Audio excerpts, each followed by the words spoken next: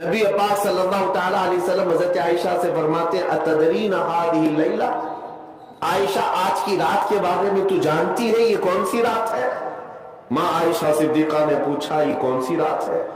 نبی پاک صلی اللہ تعالیٰ علیہ وسلم ارشاد فرماتے ہیں آج کی رات رب ذوالجلال آسمان اول پر نزول فرماتا ہے۔ اور ایک روایت میں یہ کہ اللہ تبارک و تعالیٰ آج لوح محفوظ پر سارے انسانوں کے رزق لکھنے کا حکم فرماتا ہے، اور جو مدبرات امر فرشتے ہیں ان کو یہ تمام معاملات سپرد کر دیے جاتے ہیں کہ آج کی رات سے لے کر اگلے سال تک کس کو کتنا رزق ملنے والا ہے، کس کو کتنے بچے ہونے والے ہیں، یا کس کی شادی ہونے والی ہے یا کس کی موت ہونے والی ہے، یہ سب آج کی رات مدبرات امر جو فرشتے ہیں ملائکہ ہیں ان کے پاس بھیج دیا جاتا ہے۔ اسی رات رزق کی تقسیم ہوتی ہے، تمام معاملات کی تقسیم ہوتی ہے۔ یہ حدیث پاک میں موجود ہے۔ نبی پاک صلی اللہ تعالیٰ علیہ وسلم کے اب روزے کے متعلق پوچھے، ماں عائشہ صدیقہ خود فرماتی ہے کہ میں نے رمضان کے بعد سب سے زیادہ روزہ رکھتے ہوئے حضور کو اگر دیکھا ہے تو شعبان کا مہینہ، کثرت سے میرے آقا صلی اللہ تعالیٰ علیہ وسلم اس میں روزہ رکھتے تھے۔ اور پھر ارشاد فرماتے اس ماہ مبارک میں اللہ کی بارگاہ میں اعمال پیش کیے جاتے ہیں، اور میں یہ چاہتا ہوں کہ میرے اعمال اللہ کی بارگاہ میں اس حالت میں پیش ہو جب میں روزے کی حالت میں ہوں۔ میرے عزیزو، آج جو دن گزر گیا، مغرب کے بعد اب ہماری 15ویں شعبان شروع ہو گئی، 14ویں شعبان تک جتنے بھی ہمارے اعمال تھے وہ سب اللہ کی بارگاہ میں پیش ہو چکے۔ آج جو روزے سے تھے ان کے متعلق بھی یہی ہے کہ حضور کی سنت کہ حضور یہ چاہتے تھے کہ میرے اعمال اللہ کی بارگاہ میں جب پیش ہوں میں اس حالت میں ہوں کہ میں روزے سے ہوں، یہ سنت ہے۔ اور دلائل کی بات کرتے ہیں آپ، تفسیر ثعلبی میں حضرت عبداللہ ابن عباس رضی اللہ تعالیٰ عنہ سے منقول ہے نبی پاک صلی اللہ تعالیٰ علیہ وسلم کی کہ یہ وہ صحابی ہیں جن کو سید المفسرین کہا جاتا ہے۔ آپ فرماتے ہیں پورے سال میں 5 راتیں ایسی ہیں جس میں دعائیں قبول ہوتی۔ صحابی رسول کی بات کر رہا ہوں، عبداللہ ابن عباس رضی اللہ تعالیٰ عنہ فرماتے جمعہ کی رات، رجب کی پہلی رات اور شعبان کی 15ویں رات، اور دونوں عید بقرعید اور رمضان کی عید کی رات، یہ 5 راتیں عبداللہ ابن عباس رضی اللہ تعالیٰ عنہ فرماتے ہیں اس میں اللہ تعالیٰ دعائیں قبول فرماتا ہے۔ حتیٰ کہ اب میں آپ کو صحاح ستہ میں سے ایک حدیث آپ کے سامنے رکھتا ہوں، سنن ابن ماجہ کی حدیث ہے۔ نبی پاک صلی اللہ تعالیٰ علیہ وسلم ارشاد فرماتے ہیں جب شعبان کا مہینہ داخل ہو جائے تو اس کی راتوں کو کھڑے ہو جایا کرو اور اس کے دنوں میں روزے رکھا کرو۔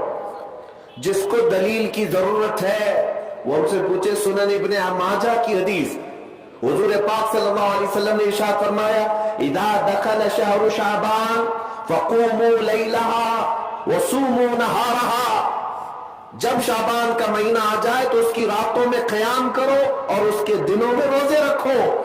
اس میں خصوصیت تو نہیں ہے کوئی بھی، پورے شعبان کے لیے حضور نے فرمایا۔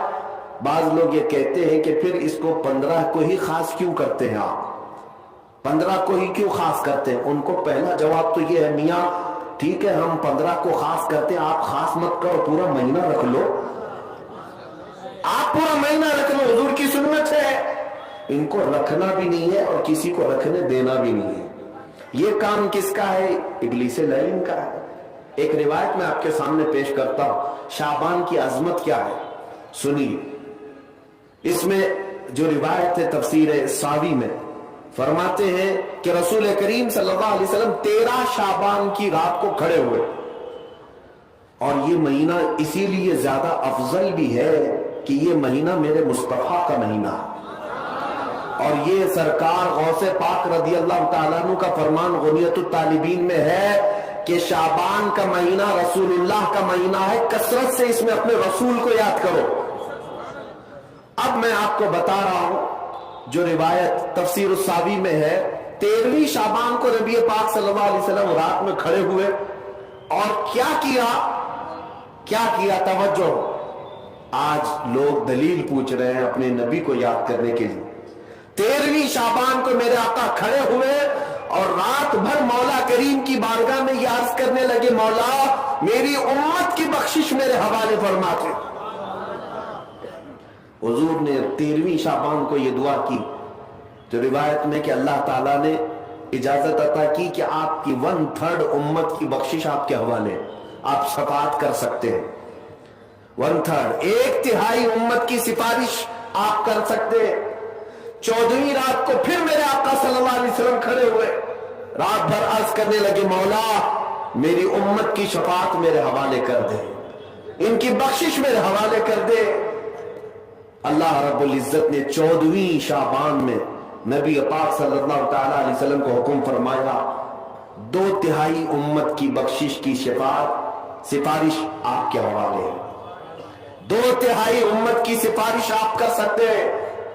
नबी पाक सल्लल्लाहु ताला अलैहि वसल्लम क्या इस पर भी राजी थे, बल्कि 15वीं शाबान की रात आई, ये रात, ये तीसरी रात थी। नबी पाक सल्लल्लाहु अलैहि वसल्लम फिर खड़े हुए और आज की रात खड़े होकर नबी पाक सल्लल्लाहु अलैहि वसल्लम ने फिर वही दुआ की, मौला मेरी बकिया उम्मत की सिफारिश मेरे हवाले फरमा दे।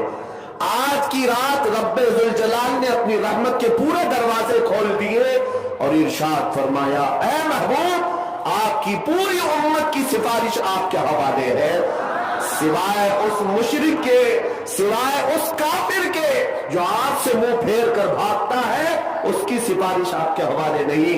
उसका हिसाब तो अल्लाह क़यामत के दिन खुदा तक लेगा।